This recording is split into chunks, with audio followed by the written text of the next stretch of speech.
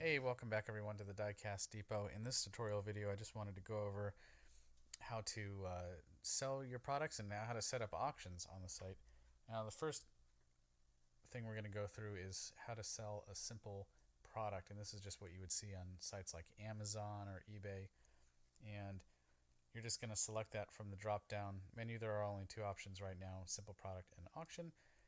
Don't click on downloadable or virtual. That doesn't really apply to what we're doing here. But what we're going to do is the first step, we're going to go and after we've made our title, we're going to go and select the images from our image library, and you would just upload your pictures from the upload files section here. So we're going to just open that up. Open this up right here, and let's say that our product is normally $7. We would put that here, and it's on sale for $5. And if you don't want to display a sales price, just put the price and just leave this blank. There is also an option here that you can have a sale running on a product with a from and to date, which is pretty cool. And then it would just automatically revert back to the original price after that time. So, the holidays are coming up. You could just set up a sale for that item, and once the holidays are over, it'll just go back to its regular price. So down in the short description, I've already copied this to my clip tray, so I'm just going to paste this in. I'm just going to put a simple description here. We're going to select what kind of category this falls under. In this description box, this would be the full description, which would display further down on the page. If there is anything like, damage to the car or card or the blister, you'd include that here so people know the specifics about the item that they're purchasing. I'd recommend just leaving this on shop and search results only. You can filter where your cars display, but if you want full visibility from everyone, I would just leave this here. So down here in inventory, we're just going to leave out most of this because we just have one item for sale. If it is a situation where you have multiple items, you can click on manage stock, put a stock quantity. But if you're just selling one item, we're just going to stick to sold individually right here. And we're going to go over to shipping. Now, you can pre-package your boxes if you'd like. It really doesn't make a difference. There are shipping classes set up by weight. So when a customer checks out at the end, it will total up that weight and give them a price according to that weight amount. The easiest way is just to build a buffer of shipping cost into your item and then just selecting free shipping. That is up to you, but just be wary that you don't select no shipping class. That means there's no way for anyone to pick up any of the things that you have unless they show up to your house, which isn't really advisable. But these are the two options that you should stay within: free shipping or table rate. If you want to leave out all the hassle of getting a weight and dimensions, just click on free shipping. And we want to ship these items pretty quick, so you can, if there is a delay, let's say that you were doing a pre-sale on an item that was going to be released at a convention or whatever, and there's going to be an amount of time between now and when that's available, you can pre-sell. But if the item is in hand, just make sure you stick within the 1 to 2 business days. And if it's going to be any longer than that, there needs to be a note on your listing about that. So we're just going to do this, ready to ship in 1 business day. Now the next thing that we're going to go, there's a few others here, but we want to stick to the meat and potatoes of this. So product policies would be the next thing to do, and you can copy and paste this from me if you'd like. Just a disclaimer about the time it will take to ship. All sales are final. And then cancellations, if you have any issues, reach out to us at the email address. there is a program I'm part of with PayPal. If you um, have a customer that receives an item that's damaged, PayPal will pay for that item to be sent back to you if you had nothing to do with it being damaged. So just to take your mind, off of the worry that could be associated with that, that is part of this whole thing.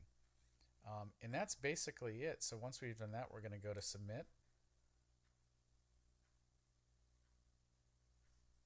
I'm going to get a little notification here, and then we're going to go over to the shop, and we're going to look at how this item displays on the page. If the internet wants to work today, there it is. So there we go. And you can also, there's a section, I'm going to go back and show you about the reviews if you want to offer reviews on your products.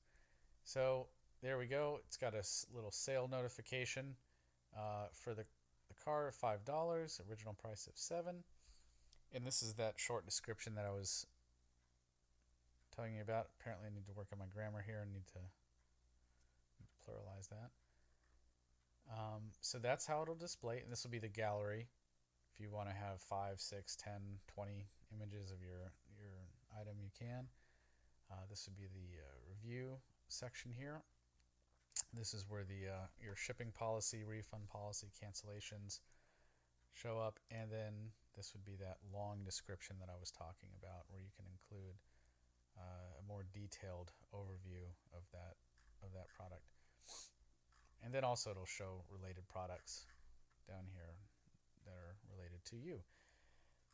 And that's basically it. We're going to go back to the vendor dashboard here, and we're going to look at how to set up the reviews.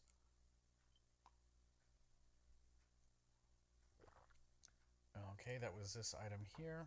I'm going to select that. Okay, so then if you want to enable reviews for the product, you can. If not, you don't have to. And that would be it. So once you've done that, your product is live. And here we go.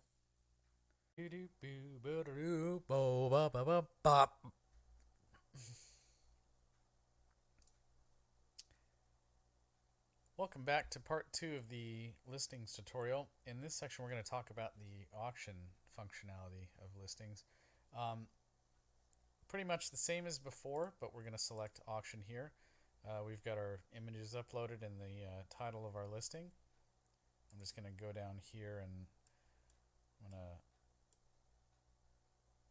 just put a generic description here. And we're going to select Hot Wheels. And we're going to go down here and we're going to post a longer description of the item for sale. Okay, so once we've done that, we're going to go down to the auction setting here. If you're not a retailer, select use. This item is used. And normal auction, we're going to select normal, not reverse. Reverse is the reverse of a regular auction. If you want to make no money, select that. Proxy bidding, this is just for maximum bids. So your bidders can set a max that they're willing to spend, and if it exceeds that, then they'll be pulled out of the auction automatically. Starting price, you can select 0, you can select 10, 50, 100, doesn't matter. I'm going to select 1 for this. Bid up increments of $1. The reserve price I'm going to set for this is going to be $5 and a buy it now price of $8. Now in the auction date from and auction date to, this is an important area to cover real quick. When you select now, this is going to pick the time that it is currently. So if it's 2:11 p.m., it's going to put that time in, and if you want it to end on, let's say, Monday, it is going to end at 2:11 p.m. on Monday. Um, the programmers that wrote this plugin, they have this set to UTC 24-hour time. I'm working with them now to change that over so we can have 12-hour domestic times. Um, this really doesn't matter unless you have a specific hour that you want an item to end at, in which case you would need to go and do a UTC to EST converter. But we should have that rectified soon so we have domestic 12-hour um, uh, time zones that we can select and not have to do any of that converting. But that's only an issue if you have a specific hour that you need it to end. Um, you can have automatic relisting auctions if your auction doesn't sell. It is easier just to start a new auction, and there are some options here if you do want to go ahead and do that. Now, again, the same areas with shipping and product policies as regular listings, but once we've done our auction, I'm actually gonna auction this product off. So I'm gonna make sure that this is set to now, and I want this auction to end on Thursday. So I'm gonna just select Thursday. So at 2 p.m. on Thursday, this auction will end. You can bid on it if you want. We're gonna hit submit here. So here we go. So that's our time left, and you can see right here it says that the auction ends March 21st at 2:12 p.m. Time zone UTC 0. That's your countdown clock.